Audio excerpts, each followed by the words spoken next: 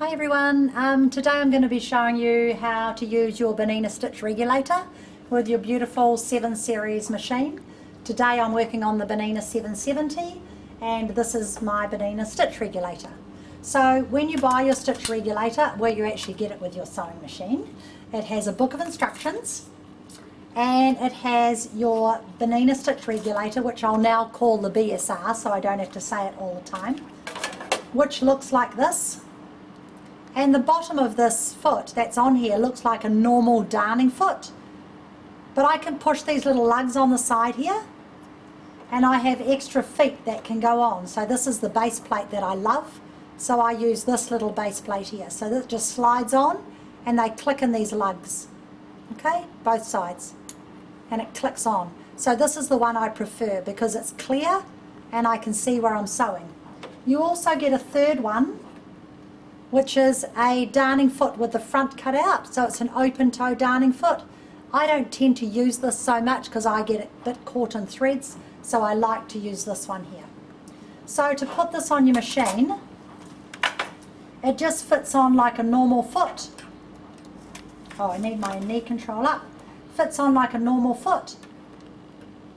And at the very back of your machine, you'll notice there's 2 holes. So I'm just going to plug it into one of the holes because it's the only hole that's round, so you can't go too far wrong. Now watch the screen when I plug this in. Okay, so the screen looks like a normal sewing machine, and when I plug it in, it changes and the whole screen changes. So now it's telling me to drop my feed dogs down, which are down the side here. Okay, and now it's showing a BSR screen. It's very, very clever. So what it's done is it's changed my machine, it's recognized my BSR, it's showing BSR here, and it's showing BSR 1, and you can also change it to BSR 2, which I'm going to teach you today, and you can also straight stitch and you can also zigzag. So what the Bernina Stitch Regulator does is it regulates the length of your stitch. So this is showing my stitch length is on 2. I'm going to take my stitch length out a bit longer and I'm going to do it on about 2.9. Now the next thing I'm going to do is put invisible thread on the top, so I can show you on this little bit of fabric I've got that I wouldn't use a colour on this because the feature is the fabric. So I'm going to cut my thread and I'm going to pull my thread out and I'm going to thread up my invisible thread, okay, because I want to show you. And the invisible thread that I like is Madeira. So this is Madeira invisible thread. I really, really like it. I don't have any problem with it at all.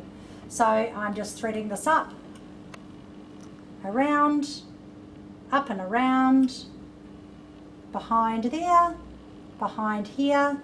And yes, you can use your needle threader with invisible thread. A lot of people think you can't, but you can. There's my invisible thread there. You don't need to do anything to the bobbin tension at this stage because this machine you don't need to. If you did need to change it, you would change your top tension.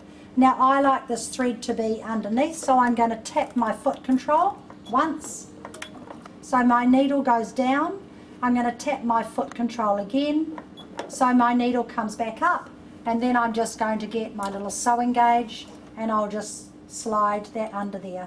So I've got both my threads. Turn your balance wheel, make sure both threads are sitting on top, and that's how I like to start.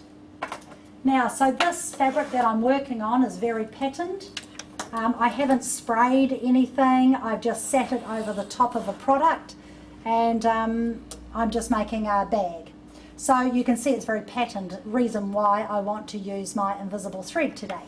So I'm going to start, say here, and I'm putting my foot down once and again, and I'm lifting my foot up. So I'm lifting my foot with my knee control and I'm pulling my thread. So my bobbin thread and my top thread are sitting on the top of my work. Okay? And what I'm going to do is I'm just going to straight stitch around here to show you, and then I'll do some stitching in here to show you as well. So it locks off in one place. Now BSR 1, even if I don't move my fabric, it's going to stitch. So if I put my foot down, I don't know if you can see the red laser light shows, and it's going to sew. And if I stop sewing, it's going to keep sewing because my foot's down.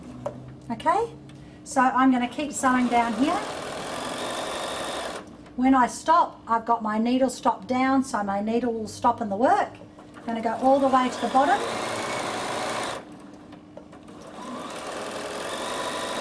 And then I'm going to come back up. So you can go forward, backwards. Now I'm going to go sideways.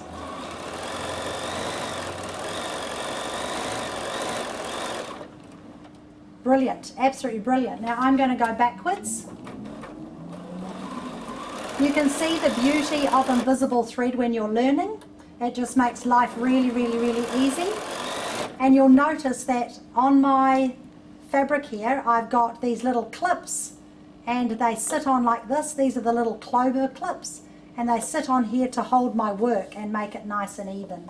Easy to hold, sorry. So I'm going backwards.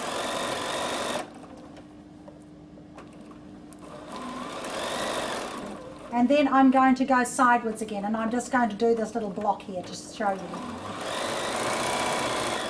Now, did you hear that noise? If I go too fast with the regulator on, it's going to tell me that I'm going too fast and that my stitching might not be even. So I'm going to make it go and make a noise, and I hope it picks up on the video. That noise there, and this flashes red. So I'll just come back up here.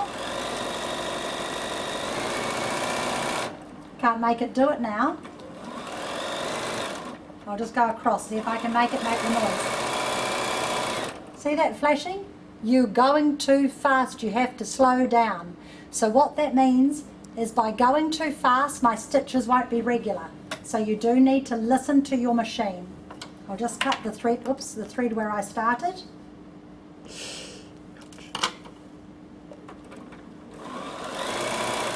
See, too fast. So you need to slow down.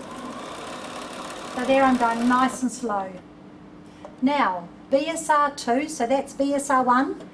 BSR2, when you put it on BSR2, what that means is when I put my foot down, nothing is going to happen until I move my fabric. So you need to move your fabric, and when you stop, the machine stops, but my foot is flat down. Okay? So when I start, I need to move the fabric to make it work. And when I stop, the machine will stop.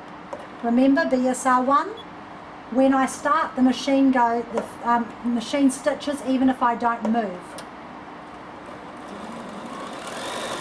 I'm going to lock off and it's still going, see?